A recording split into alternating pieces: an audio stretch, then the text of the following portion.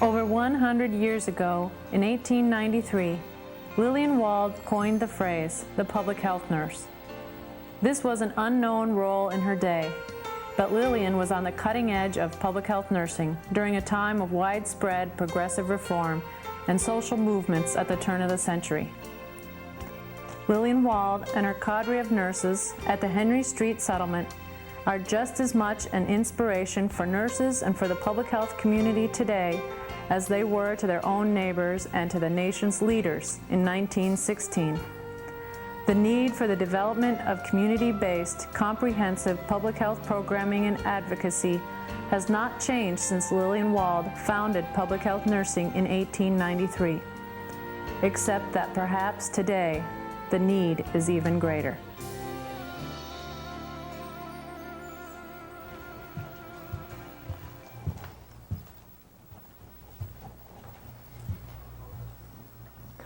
All the ladies of the Henry Street Settlement House, fast asleep.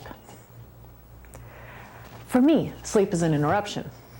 I get 4 hours of sleep a night, and then I play tricks with the clock to get 36 hours in my day. That is, except for the time when my friend said, "Lillian, we're taking you to Italy for a nap."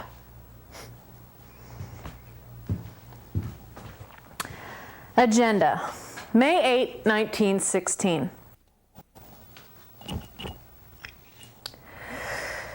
5 a.m., Mountains of Correspondence. Answer Mr. Schiff. 6:30 a.m., depart for the train station. Take these peace petitions. 7 a.m., the Washington Express. 2 p.m., the White House,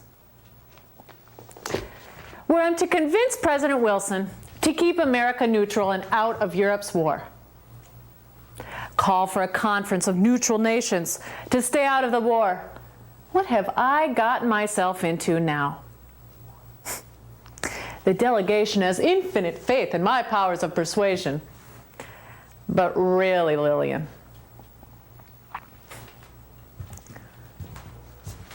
not one sleeper stirred just now as I tiptoed through the rooms. I'd been hoping for at least a whisper. "Lillian, what's wrong?" I lay awake all night, my mind caught in the words of Mr. Schiff's letter. Caution, caution, my dear Lillian. The country is turning towards war. By going to Washington, you endanger everything you've worked to build these last 23 years.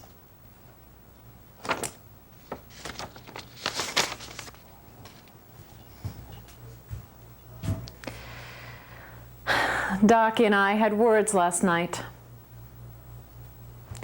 I wish she'd have awakened when I pulled back the covers of her down comforter so she could breathe.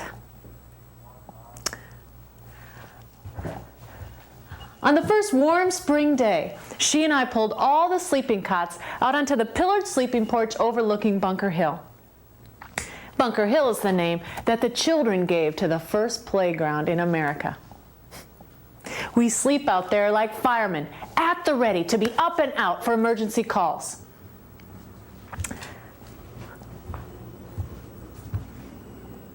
Not even Tanta Elena woke up. She's usually up at the first crack of sunlight to move herself through her Tai Chi exercises that we learned in Peking. Tanta Elena chided me last night. "Dear lady, you need your sleep like other mortals. Stay home tomorrow. Let a member of your delegation go in your stead. Rabbi Wise, Reverend Holmes, he's convincing. Crystal Eastman." Tanta Helena, it's not a matter of me talking to the president. I must convince President Wilson that it is more patriotic to live for your country than to die for it. Tanta Elena is what we call here a member of the laity. Not a nurse, but an honorary member of the sisterhood. She bought the house behind ours so we could combine the 2 backyards and then have 4 floors for classrooms. Before Bunker Hill, the children had no place to play but in the streets. Muddied, foul-smelling, dangerous. When we first opened the playground, there were throngs of people waiting to get in. So we had to devise a schedule. In the morning, baby hammocks and young mothers. In the afternoon, canvas swings, or scups as the children called them. And in the evening, for the adults, parties under the Japanese lanterns. I remember when one young neighborhood man was winding the wisteria vine up the trellis. He said to me, "Miss Wald, I'm thinking this must be like the scenes of the English countryside in novels." Now that wisteria vine has climbed clear up to the pillared sleeping porch.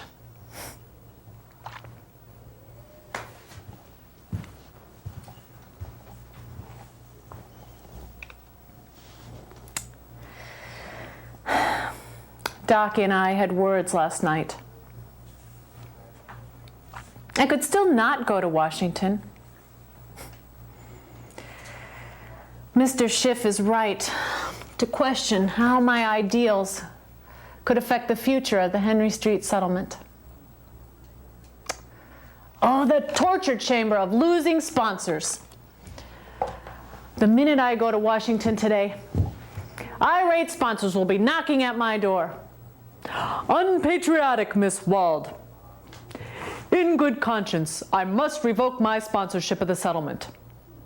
Stay out of politics and stick to nursing. War is good for the economy." War. All the suffering of war. I feel it in every fiber of my body, down to my toes. I'm a nurse, pledged to save lives. Madness. Why can't people see the connection between war and poverty? All we want is for every child under 5 to have a medical exam and nursing care as a right. Imagination. It's my favorite word in the American language. President Wilson, use your imagination.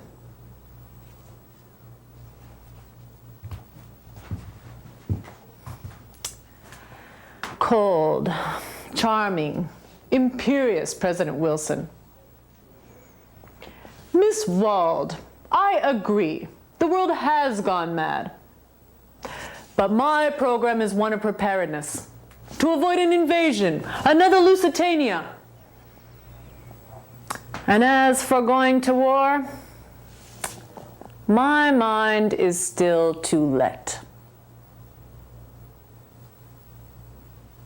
If he dares use that phrase with me, do I dare say, "President Wilson, who is the highest bidder for your mind? The politicians with the munitions makers in their back pockets? Or the thousands of citizens who cry for peace?"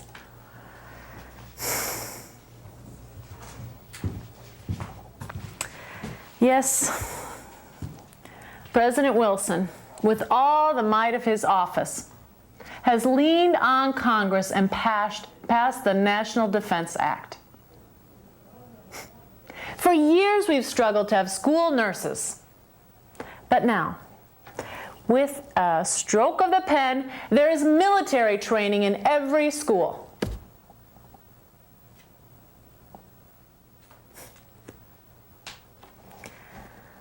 Louis Rifkin. He's the one that first set my mind in motion toward school nursing. When I first saw him, it was through a rear door of a back tenement flat. And I remember thinking, why isn't that boy in school? His mother, with a newborn baby, was leaning over a washing tub, washing out butcher's aprons. She told me that school officials had barred him from school since the first grade because of a sore, itchy scalp. Now at age 13, he was so embarrassed that he couldn't read. Not even a sign on a lamppost. I examined his scalp. It was just a mild fungal infection. It cleared up in no time with a little ointment. Back in school, he quickly learned to read and caught up on all those lost years. And I quickly learned that when you see an individual suffering, you help that person on the spot. And then you work to remove the cause. War. Why not a Department of Peace with well-paid, full-time workers? No, that's too emotional. I must drain myself of all emotion. Men avert their eyes to the impassioned pleas of women. Only the facts.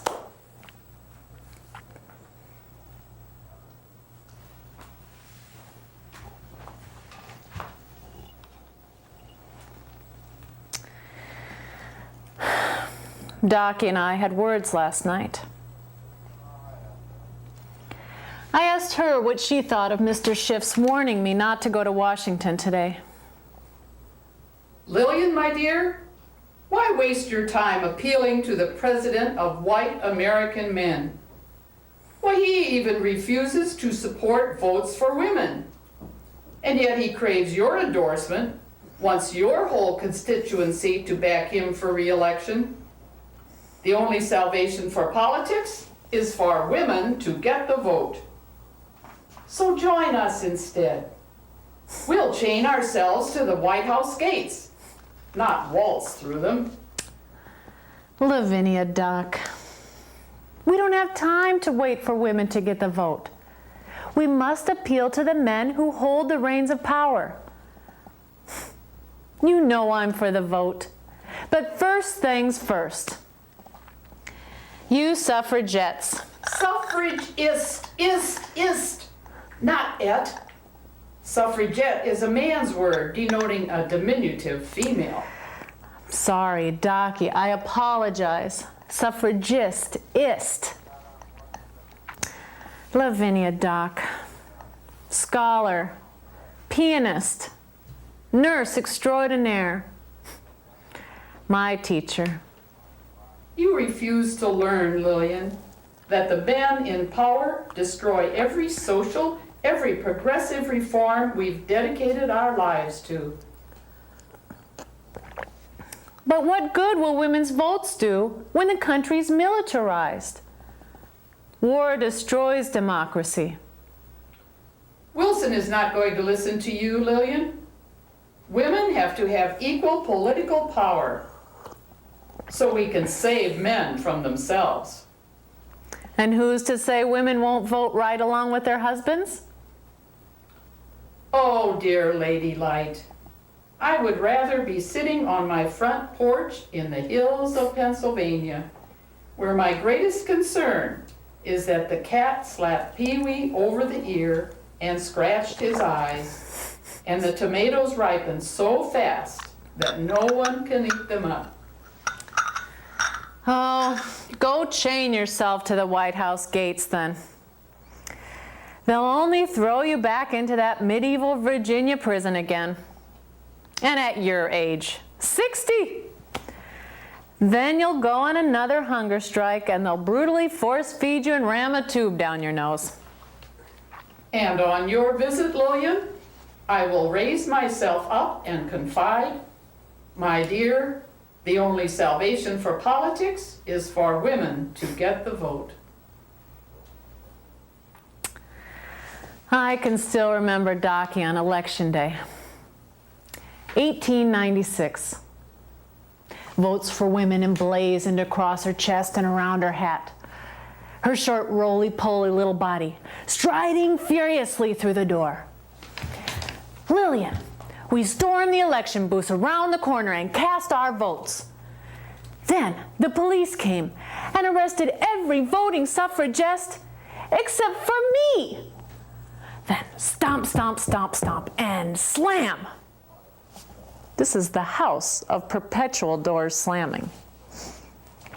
Then, Police Captain Handy comes by, repentant, hat in hand. "Miss Wald, please don't be mad at me. I couldn't arrest the little doc. I just couldn't. She nursed my son back to health herself. I had to throw her off the paddy wagon. She was kicking, you know."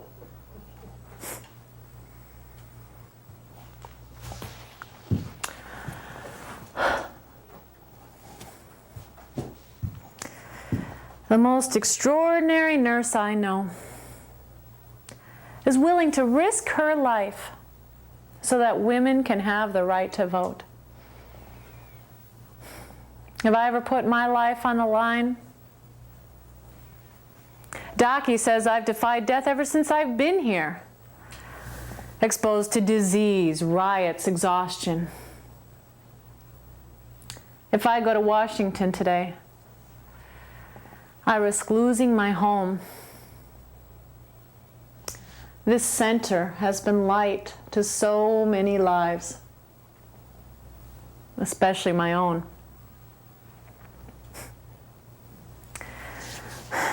Lavinia, Doc, you've been my mainstay for over 20 years. But on this issue, my dear friend,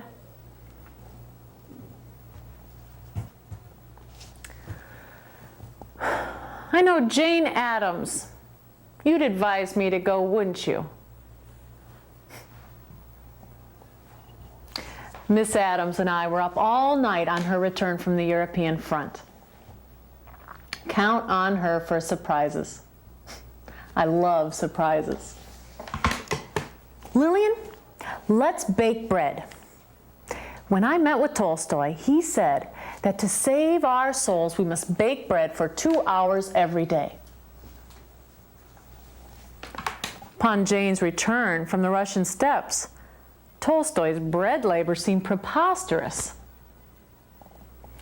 But now, filled with stories of torment from the trenches, she wanted to bake bread. So we stole downstairs in the middle of the night, and we talked, and we kneaded, and we rolled out the dough. We hardly noticed the 2 hours it took for the bread to rise.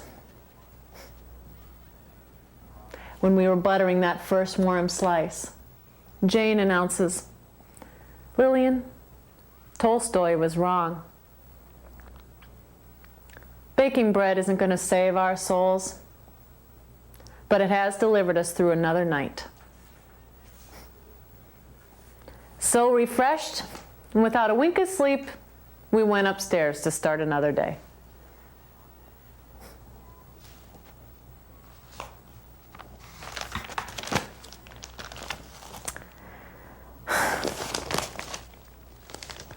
Now the newspapers are filled with stories glamorizing war.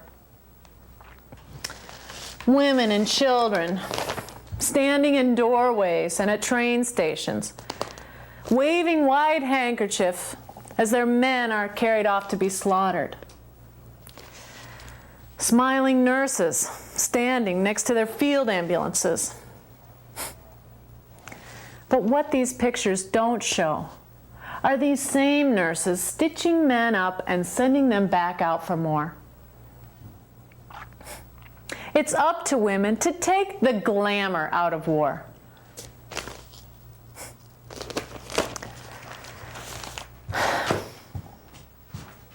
Well, at least President Wilson has agreed to meet with us this afternoon.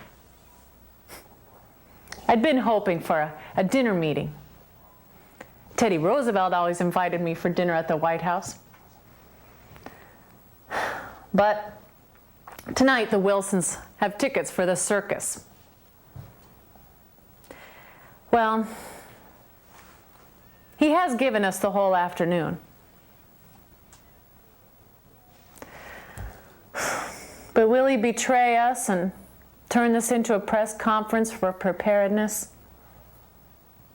No, I don't think so.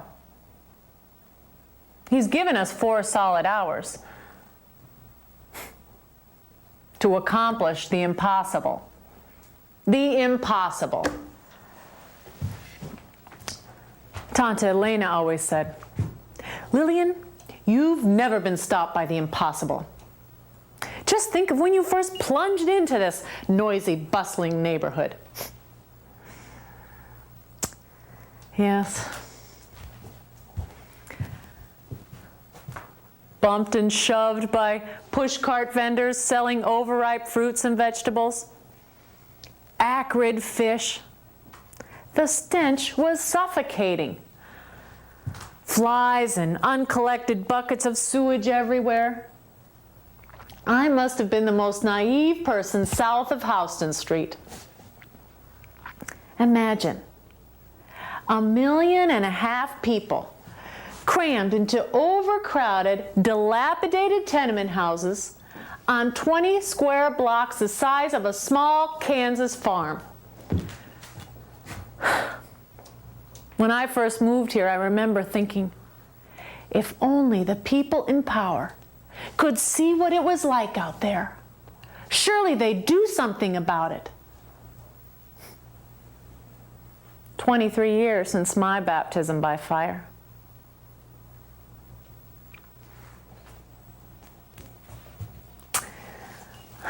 I'd seen a small, timid face peer around an open door during one of my lessons on home nursing. I beckoned the frightened girl to come in. She tugged at my skirt. "My mama, baby, blood. My mama, please come." I put together the sheets from my bed-making lesson, and I followed her through the pouring rain, past piles of garbage, through manured, muddied streets. Asphalt, asphalt. Why no asphalt?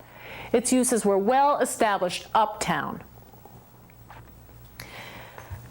We went across Division and down to Ludlow, through a foul-smelling courtyard, up a pitch-dark, rickety staircase.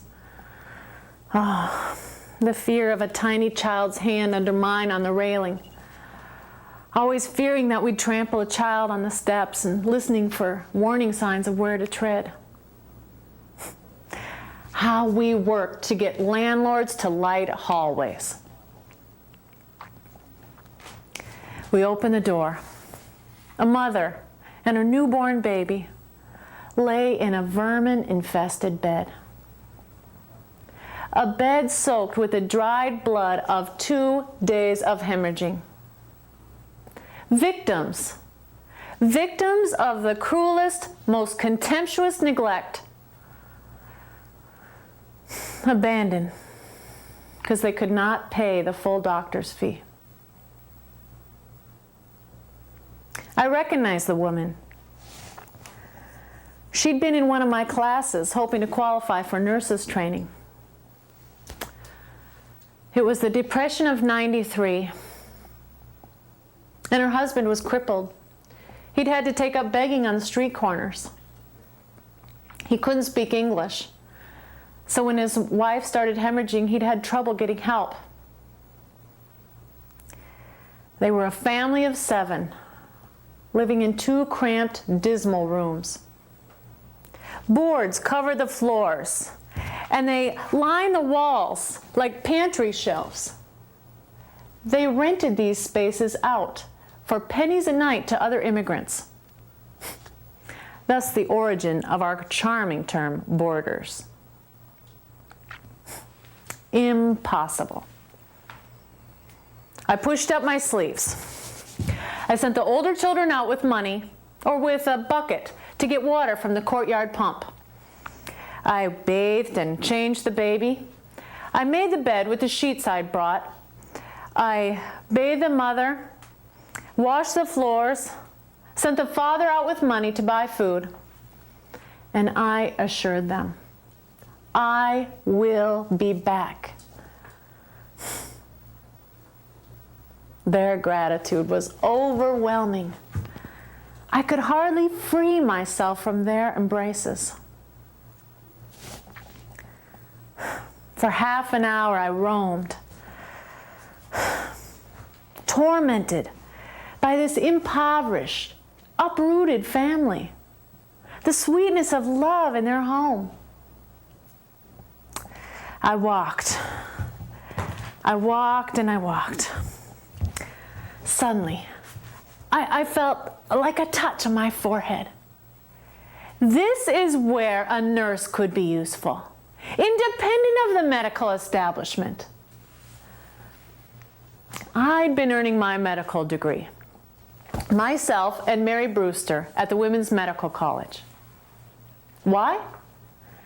Not because nurses' training required 12 hours of duty caring for patients, polishing brasses, and cleaning floors, but because of how doctors treated nurses as their handmaidens. I was not anyone's handmaiden. One doctor had the nerve to chide, "Miss Wald, you've encouraged this patient to laugh before I've ordered you to do so." He was serious. Now I rejoiced. No more medical school.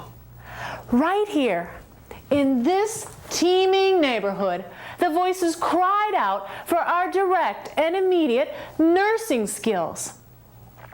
I could no longer defend myself as part of a society that looked the other way, that allowed such conditions to dominate.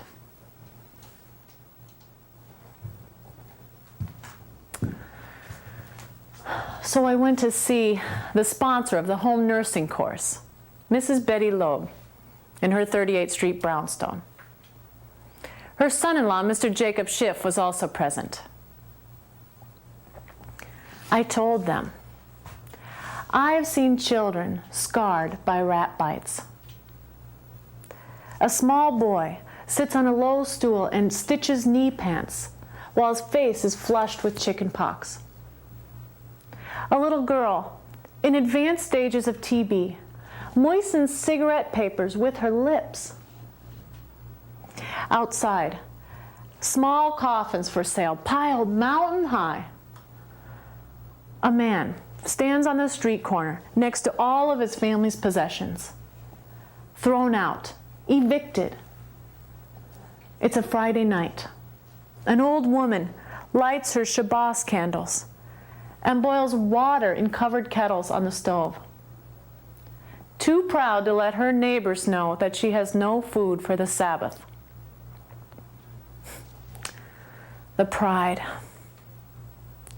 The mean deceit played on these new arrivals to America, with their visions of green farmland, open fields, and gainful employment.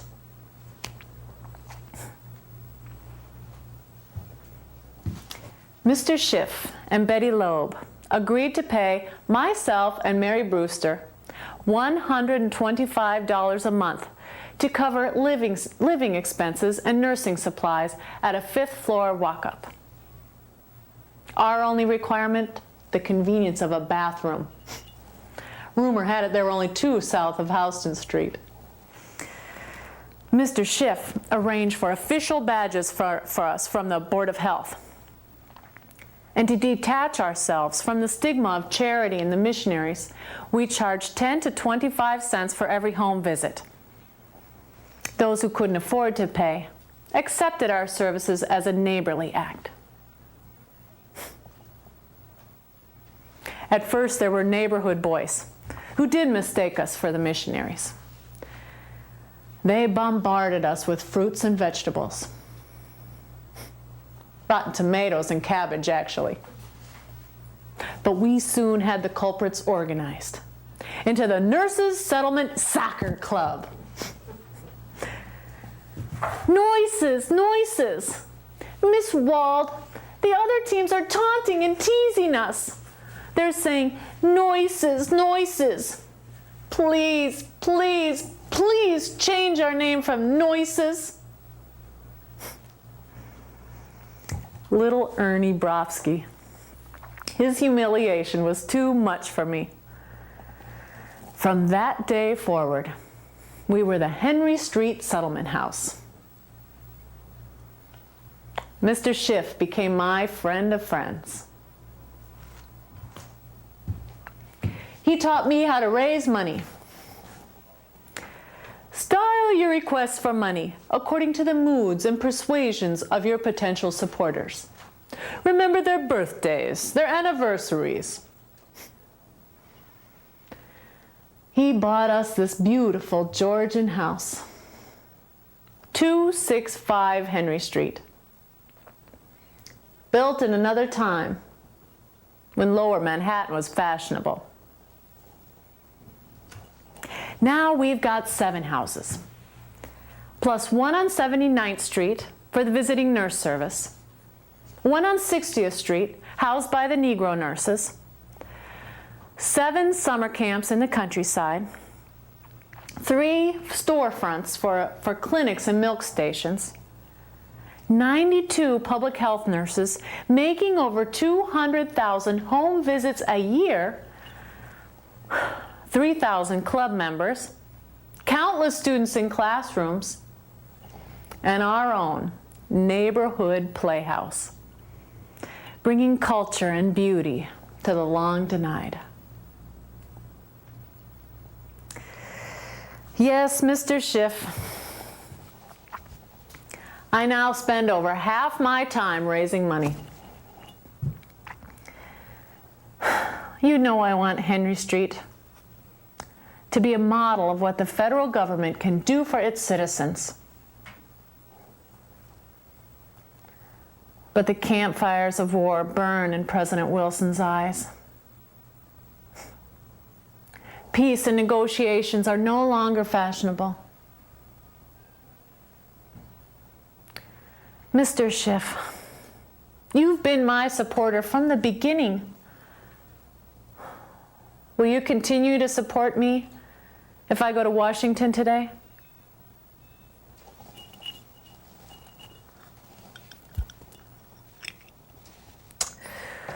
"5:35. The train won't wait." Mr. Schiff, this is a moment in history that may not come again for a long, long time. You approved when the American Union Against Militarism helped to avert the war with Mexico. We can do the same in Europe if we try. I will remind the President that the AUAM helped set up peace talks between Mexico and the United States, taking place in El Paso this very moment, despite the militarists jumping up and down for us to invade Mexico.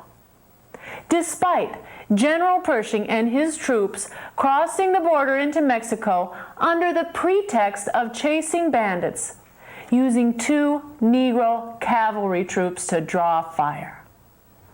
The NAACP made that fact public. How can we make the people in Washington see that war, hatred, and prejudice go hand in hand?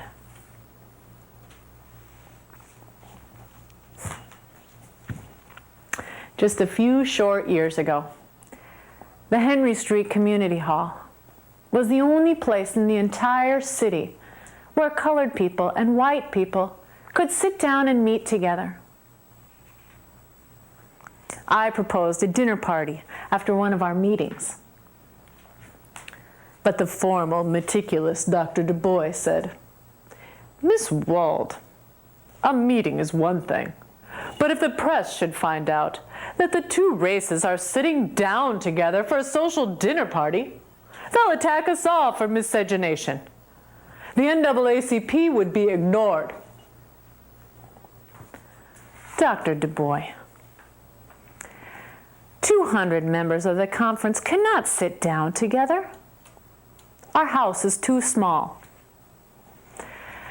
They'll have to stand for a buffet supper. That party was a great success. The NAACP was launched, and Dr. Du Bois was very pleased. I once made a house call for a Negro youngster named Bill Latimer. His little friend looked up at me and said, "Bill, is that your grandma?" I scooped that boy up in such a hug. His innocent eyes saw only my age and not my white skin. At what age does the vision of children harden? Harden.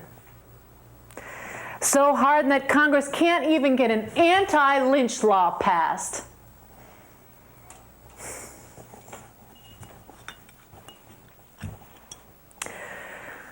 $5.50. Why am I not ready to go by now? I'm terrified to go. I'm terrified not to go. I've never missed a train. Would this be another Lillian D. Wald first? No, I told the delegation. Don't bother to pick me up. I'll take the streetcar. It'll be faster. I enjoy public transportation. I fought for it, and I'll use it.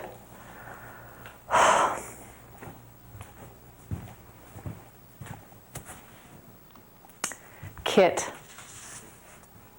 Kit had wanted to buy us a brand new shiny automobile. Imagine, such expense. Well, I can just hop on and off a streetcar. Mabel Hyde Kittredge. How I long to share my thoughts with you, my doubts. I know what you would say. Lillian, you fool everyone else into forgetting you're mortal. Don't fool yourself. All you need to do is make your best case to President Wilson. Courage is as infectious as fear.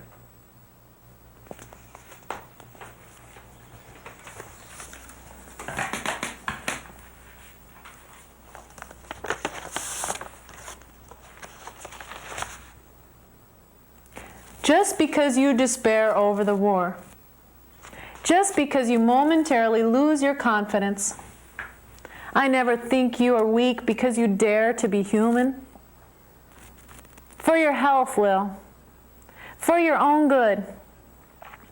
I'm so tired of an endless lot of people forever coming to your door, presenting you with unsigned papers and a multitude of requests. It makes me lack that perfect sympathy with work for others, as exemplified by the settlement.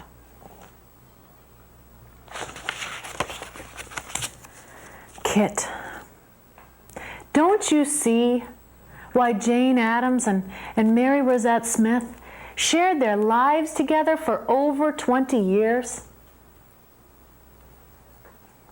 It's because they shared a vision. They bring out the best in each other. Henry Street brings out the best in me. I remember when two men from the Board of Education were dropping some of us off after a meeting proposing free school lunches. As they pulled away from the curb, we could overhear them talking. Those women are really lonely. Why on earth do you think they're lonely? Any woman without a man is lonely. We're a family here at Henry Street. None of us is lonely. I'm not lonely.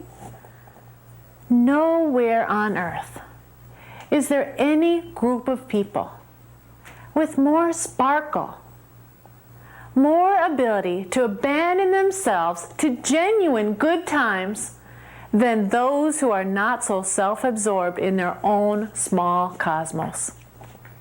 I have never been lonely. But oh, how Mama wanted me married. The rounds of teas and cotillions in Rochester. When I was at Miss Cruttenton's English and French boarding school for young ladies and little girls, the youngsters would stay up late at night waiting for us to get home.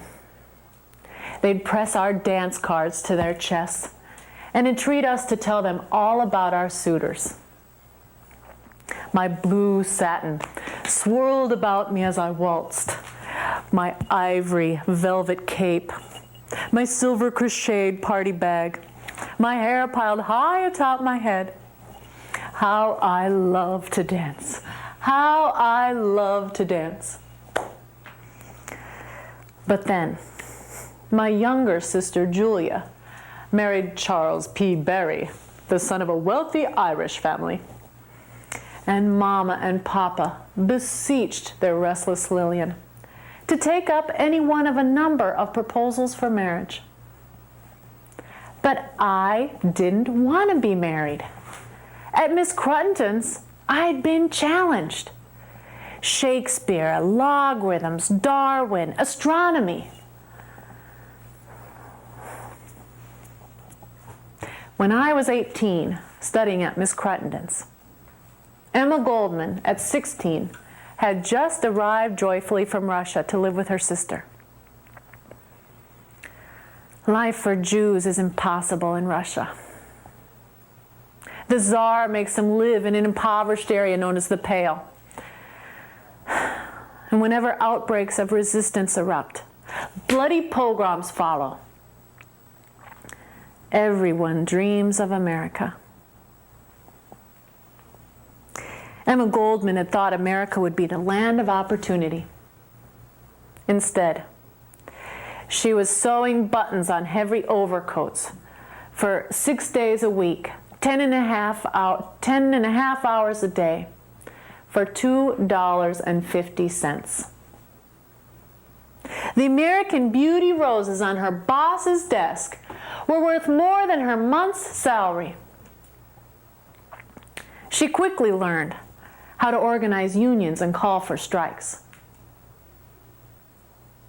It's inconceivable to me that I had not known of Miss Goldman's organizing activities at the Gorson clothing factory when it was right next door to my own uncle's textile factory. The way I first learned about unions, it came with a knock on my door. A young neighborhood woman had said, came by asking me to help her organize her cigar making shop. She said, "Miss Wald, is it ladylike to form a union? Would any man want to marry me if I do?" Unions? Shop? The next day I went to the library to see what she was talking about. Emma Goldman is a true fighter.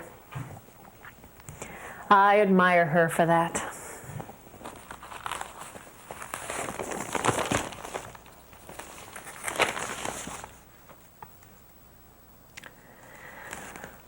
I've heard that J. Horace Harding is wavering in favor of the war. But the Morgenthaus, the Belmonts, the Cranes, they're still with me. And Leonard Lewison, he never abandoned the settlement. Oh, what a blessed day. The day that he first brought his grown girls by after their mother had died. "Miss Wald, my girls are so grieved. Please could they come work with you for a while? Teach a voice lesson, a dance class or two?" Alice and Irene. At first, such shy, endearing girls. Allarine, I called them.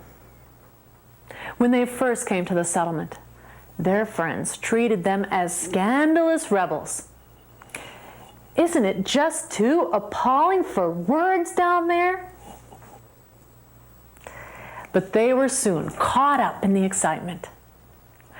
Leading lady, we are renouncing marriage to dedicate our lives to the welfare of the East Side immigrant and to our first love, the theater. Who'd have thought that their magnificent street festivals would turn into our neighborhood playhouse on Grand Street?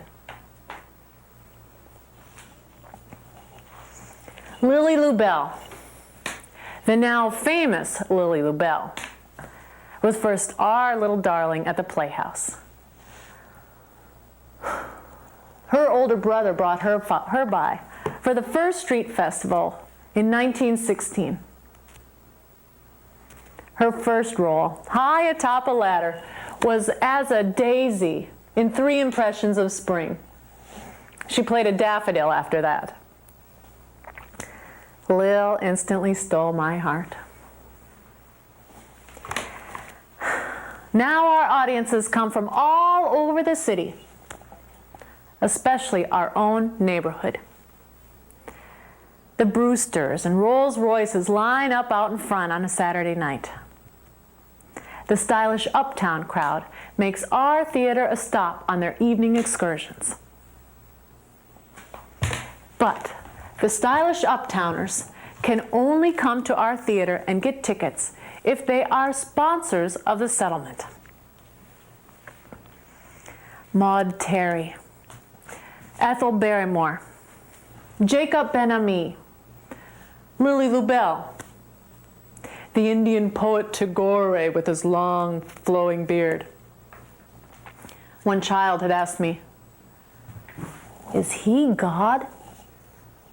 No, but they're good friends. These famous actors come here looking for something that the bright lights of Broadway don't offer them. A depth of feeling, perhaps, an appreciation.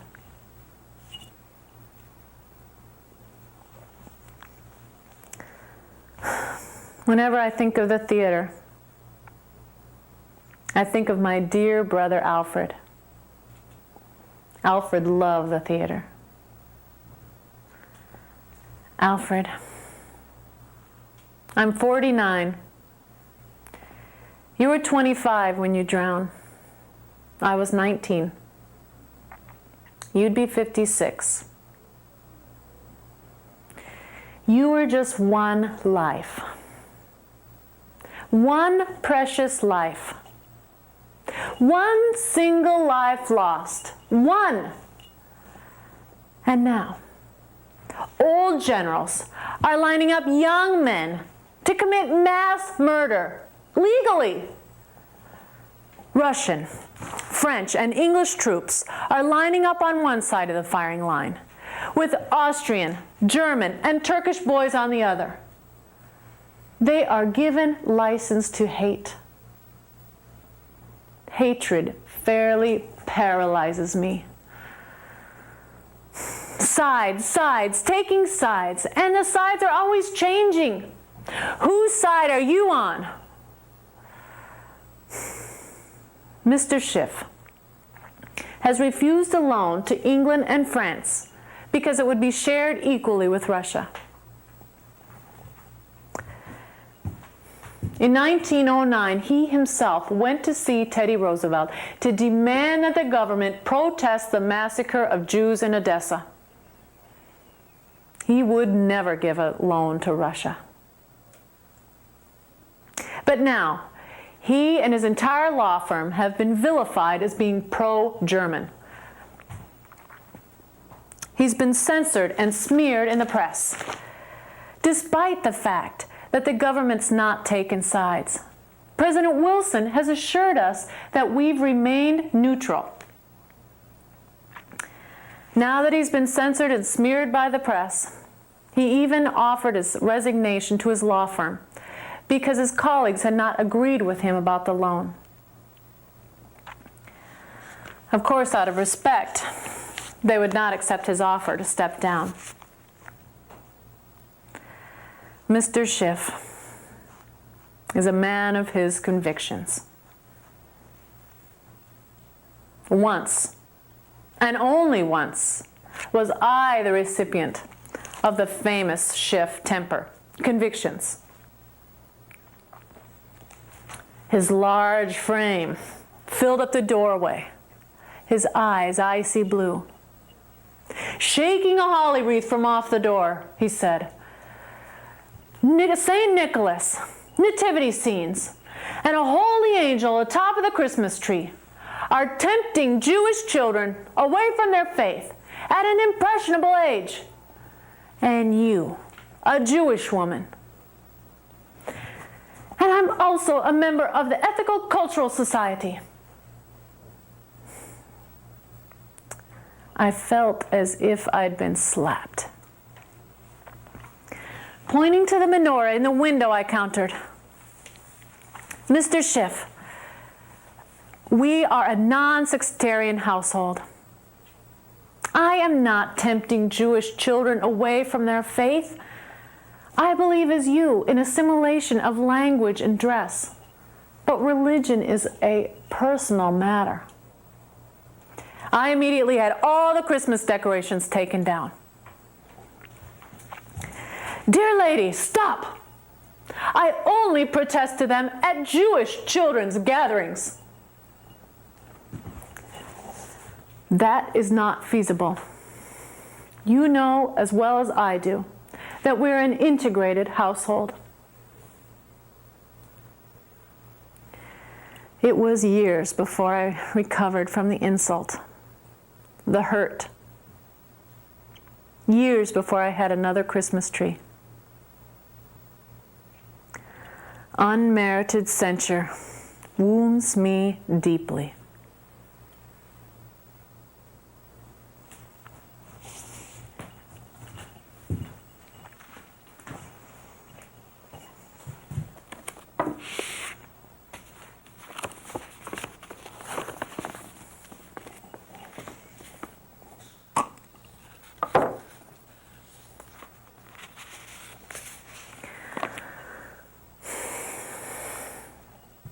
Dear Mr. Schiff, I am so sorry, my friend of friends, that the papers continue their vicious attack over your denied loan to Britain and France because it includes Russia. I know you are trying to protect me from the same kind of vilification so that Henry Street won't suffer as you have. You are one of this country's most generous philanthropists and patriots.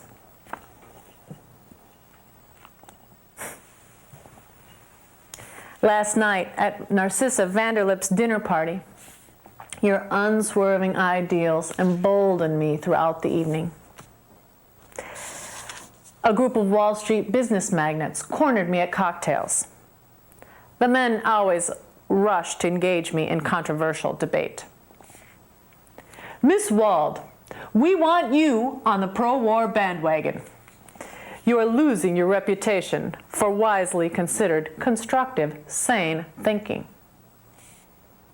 They were that blunt, even though it was a dinner party.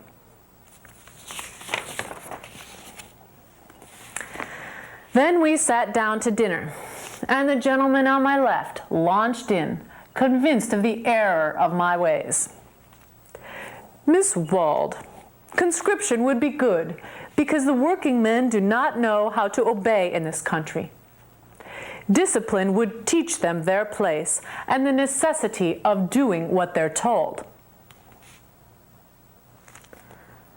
I took a sip of my wine, my Moselle, and calmed myself by focusing on his walrus mustache. And I said, to be docile and to obey when you are underpaid for someone else's profit would indicate a disturbing level of stupidity. Forks stopped in midair. Fortunately, our unique system of education teaches people to think and to act for themselves, We must make war obsolete. Conversation stopped in mid-sentence. Miss Wald, he forced a merry chuckle. War will always be with us. Our hostess coughed, warning me off, but it had gone too far. I disagree. That is what they said about slavery. But it took courageous women and men, Negroes, and a thimbleful of our own race to end the evil practice. The room stopped breathing. Narcissa quickly introduced the subject of Enrico Crusoe's Rigoletto. Mr. Schiff, at least part of my well-earned reputation is still in place after dinner last night. It cost $5,000 to sit next to that damn nurse troublemaker at dinner last night. Well, in the time between the aspic truffled pâté and the poached pears chantilly, that same gentleman on my left and the lady on my right accepted the privilege of helping those served by the visiting nurse service. They agreed that a poor patient has just as much right as a wealthy patient to call a nurse.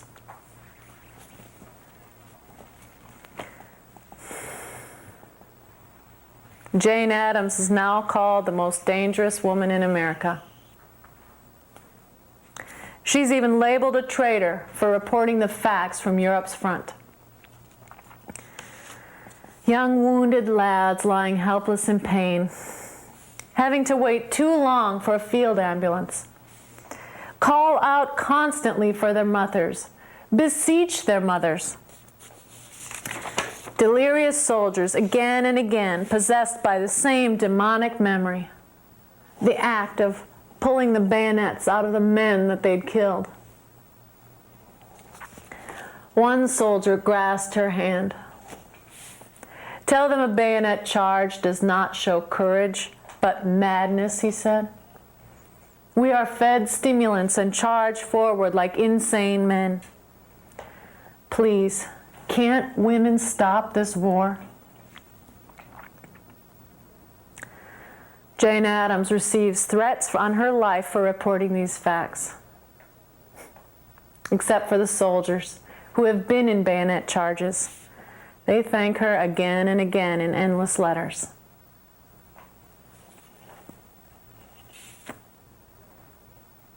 Little Ernie Brofsky is draft age. I don't want to see a bayonet grasped in his hands or breaking through his ribs. The first time he spent 2 weeks in one of our fresh air camps, he came running up the hill from his bunkhouse. I was reading a book to Edith Siegel. She loves to be read to. Ernie flew into my lap.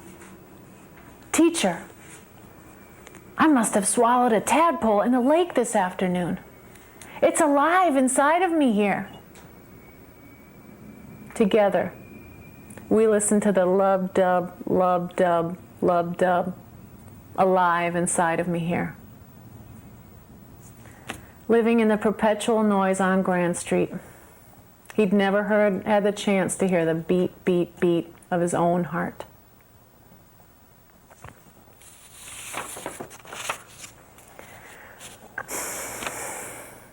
The stakes have never been higher. In spite of the risk to Henry Street, I will find sponsors if I have to go door to door. Mr. Schiff, like you, I will not turn away from my conscience. I must do everything in my power for peace and justice, and hope that Henry Street will survive and thrive, proudly, and all the better for it. Lovingly, appreciatively, devotedly, Lillian D. Wald.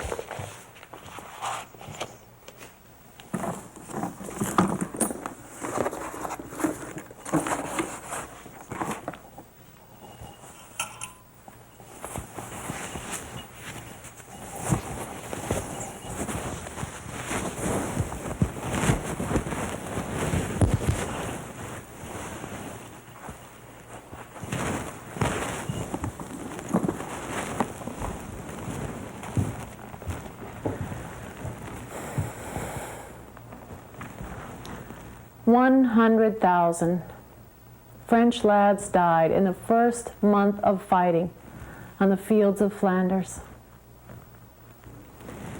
President Wilson, no animal exposes its young to danger.